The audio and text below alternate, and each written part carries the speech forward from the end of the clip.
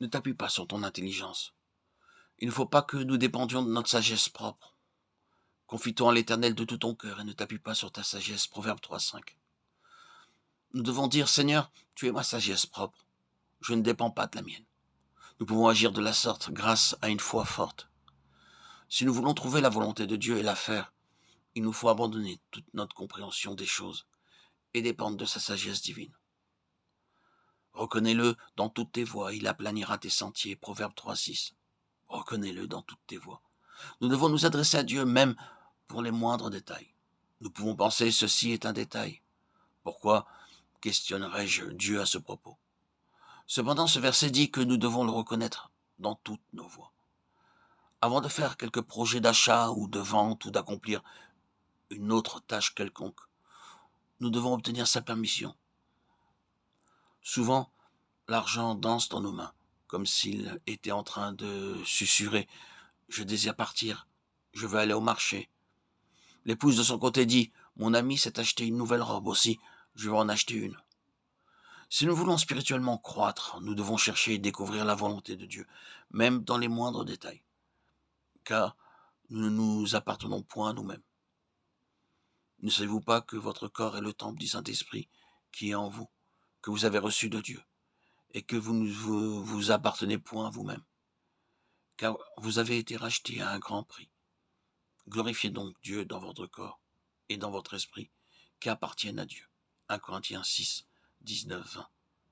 Nous avons été rachetés à un grand prix par notre Seigneur. Notre temps, notre énergie et notre argent sont sa propriété exclusive.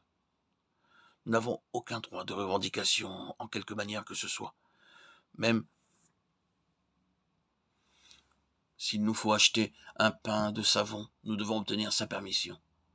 Nous devons lui demander, Seigneur, puis-je employer cet argent pour du savon? Et il doit en être ainsi également pour la question de notre temps et pour tout autre sujet. Je vous exhorte donc, frères, par les compassions de Dieu, à offrir vos corps comme un sacrifice vivant, saint, agréable à Dieu, ce qui sera de votre part un culte raisonnable. Ne vous conformez pas au siècle présent, mais soyez transformés par le renouvellement de l'intelligence, afin que vous discerniez quelle est la volonté de Dieu, ce qui est bon, agréable et parfait. Romains 12, 1, 2. Nous devons conserver notre corps dans la pureté et séparé de tout genre de péché. C'est ainsi qu'il sera acceptable comme un sacrifice vivant. Nous ne devons pas imiter les gens de ce monde dans la façon de nous vêtir, de nous couper les cheveux, ou par nos conversations. Et nous ne pouvons pas non plus nous livrer à des lectures ou à la musique de ce monde, car ces choses amènent la corruption. Nous sommes un peuple céleste et devons mener une vie de séparation. Notre corps est le temple du Saint-Esprit, et à moins que nous soyons saints et purs, nous ne pourrons voir Dieu, selon ce qui est dit dans Matthieu 5, 8. Heureux ceux qui ont le cœur pur, car ils verront Dieu. Et Hébreux 12, 14.